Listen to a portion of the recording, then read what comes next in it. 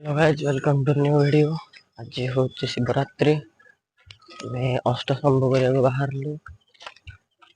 आठ मंदिर बुलू अष्टसंभ कर देखुए। चलो आगू देख केते मंदिर कौ मंदिर जाऊँ। चलो भाई मैंने देखुए आम प्रथम शिव मंदिर को आसरी। देखुए ये श्रद्धालु मैंने दीप जाली बसी पाखे सब भल श्रद्धालु अच्छा। देखुए बाबा को देखुए भितर। ये हूँ स्वप्नेश्वर मंदिर, आमर द्वितीय मंदिर आम जो आसीचु। देखुए भाई दी जन घर ठिया होती। एठी चली सब ओडियार सांस्कृतिक काम सब चलता। आगे दर्शक बसिक देखुले भीतर को जाऊे। देखुए श्रद्धालु अच्छा। एठी प्रथम मंदिर अपेक्षा द्वितीय मंदिर से स्वप्नेश्वर टे भल भिड़ थे।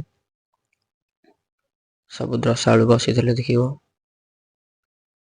एटी साइड रे भाई माने बसिकी शिव प्रतिमा बनईकी मुरुजरे सेठी दौले दीप दीप लगौले। देखुव केते भल देखा शिव प्रतिमूर्ति कर जहाँ भी मुरुजरे जे भाई माने जो जी भी कर अशेष अशेष धन्यवाद। देखुए शिवलिंग उपर पंचपाणी नाग साप शिवलिंग रु पानी बाहर देखु टे छोट पिला माने केमिति मंदिर दर्शन सरीगला। दुईटा मंदिर कंप्लीट होगा। 3 नंबर मंदिर को जा मंदिर लास्ट देखिए केते लोक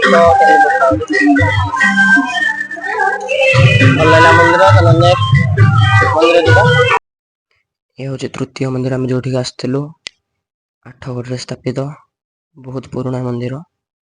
मंदिर ना मुझे जाननी भाई मैंने एठी तो मुझे नुआ।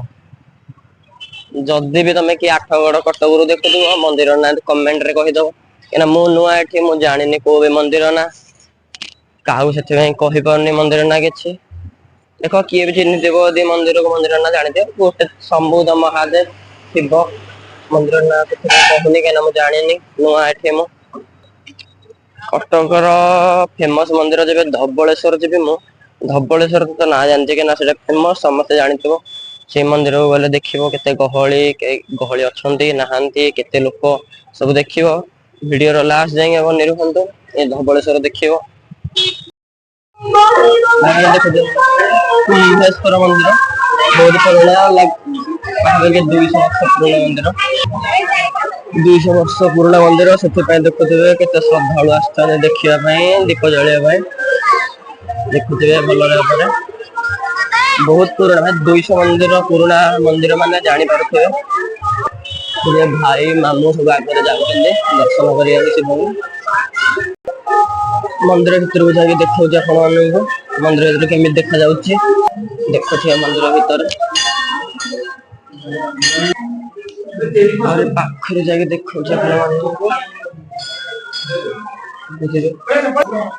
पूरा पाखर दर्शन बहुत मंदिर को आसिक बहुत भल लगला। पुराना मंदिर एत लोक थे बहुत देखुए श्रद्धालु मान बहुत गहली अच्छे। अष्टशंभुर 3 नंबर मंदिर शेष होती बर्तमान हरि 5टा मंदिर जीव देखुए केते लोक दीप जलुं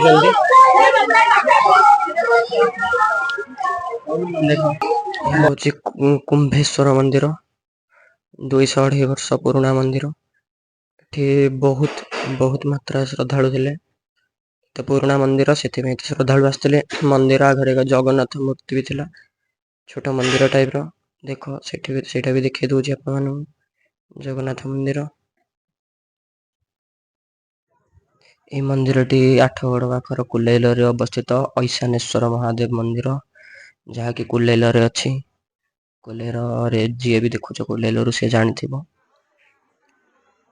ये मंदिर टी भी बहुत पुराना मंदिर जहाँ शुणा पाथी बहुत पुराना मंदिर से श्रद्धालु थे कि एत भिड़ नाला अल्प थे। देख भीतर को जाकि देखा तुम मान देख जी भी आसते श्रद्धालु से भोग दौले ଖାଦ୍ୟ ପାଇଁ ଭୋଗ ଦଉଥିଲେ। ଏ ମନ୍ଦିରଟି ହେଉଛି 4 ନମ୍ବର ଆମେ ଯେଉଁଠି ଯାଉଥିଲୁ। ଏ ହେଉଛି ଗୌରଝରି, ଆଠଗଡ଼ଠୁ ଅଳ୍ପ ଦୂର ଗୌରଝରି। ଏଇଟା ହେଉଛି ବହୁତ ପୁରୁଣା ମନ୍ଦିର, ଯେଉଁଥିପାଇଁ କି ବହୁତ ମାତ୍ରାରେ ଶ୍ରଦ୍ଧାଳୁ ଆସିଥିଲେ ଏଠିକି, ପ୍ରବଳ ମାତ୍ରାରେ। ଆମେ ଯେତେଟା ବି ମନ୍ଦିର ଯାଇଥିଲୁ, ପୂର୍ବରୁ 3ଟା ଯାଇଥିଲୁ, ଏଇଟା 4 ନମ୍ବର ମନ୍ଦିର। ବହୁତ ଶ୍ରଦ୍ଧାଳୁ ଥିଲେ, ବହୁତ ଭିଡ଼, ଚାଲିବାକୁ ବି ଜାଗା ନଥିଲା। ଏତେ ପୁରୁଣା ମନ୍ଦିର, ସେଥିପାଇଁ ଏତେ ଭିଡ଼ ହେଉଥିଲେ ଏଠି, ବହୁତ ଶ୍ରଦ୍ଧାଳୁ ଆସିଥିଲେ। ମନ୍ଦିର ମୂର୍ତ୍ତି କି ପାଖରୁ ଦେଖୁଛି, ବହୁତ ଭଲ ଦେଖାଯାଉଥିଲେ ମହାଦେବ। ମନ୍ଦିରଟି ହେଉଛି 5 ନମ୍ବର, ଯାହାକି ଆମର କରିକମଳରେ ଅଛି, ଯେଉଁଠିକି ମୁଁ ପୂର୍ବରୁ ପଢ଼ୁଥିଲି ପାଖାପାଖିରେ। ତାର ବହୁତ ମୋର ସାଙ୍ଗସାଥି ଥିଲେ ସେଇଠି, ସେଠି ଦେଖାଇଥିଲି। ଦେଖନ୍ତୁ, ମନ୍ଦିର ପାଖରୁ ଯାଇକି ଆପଣମାନଙ୍କୁ ଦେଖାଉଛି। ବହୁତ ଭଲ ମନ୍ଦିର, ବହୁତ ଭଲ ମନ୍ଦିର ଏଇଟା। ଯିଏ ବି ଦେଖିବାକୁ ଚାହୁଁଥିବେ ଯାଇପାରିବେ।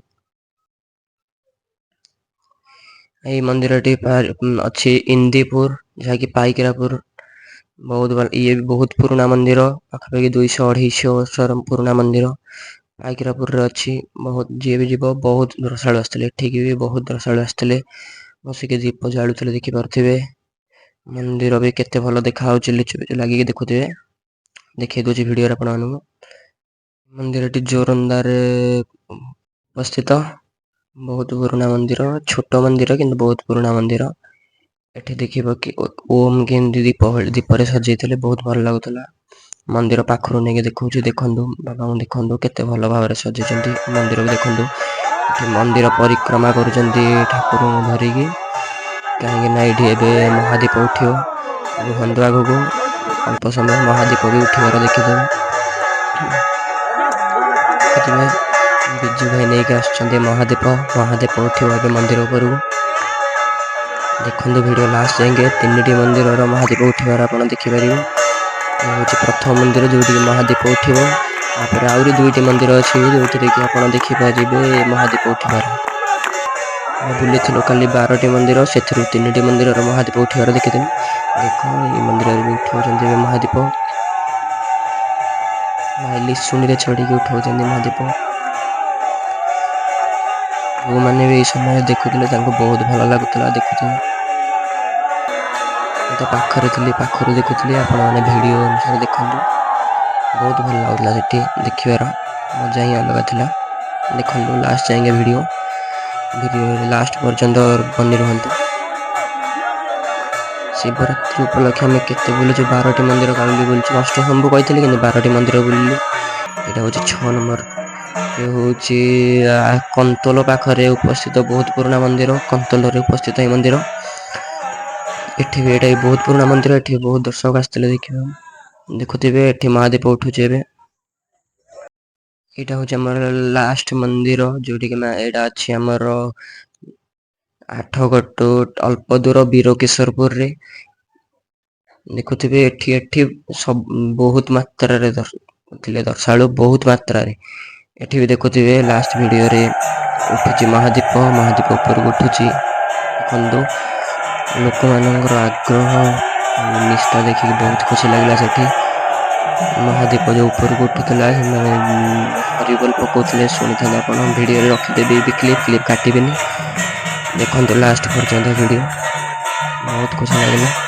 ଦେଖନ୍ତୁ ଭିଡ଼ିଓ, ମୁଁ କିଛି କହୁନି, ଲାଷ୍ଟ ଯାଏଁ ଛାଡ଼ି ଦେଉଛି ଏବେ, ଖାଲି ଶୁଣନ୍ତୁ।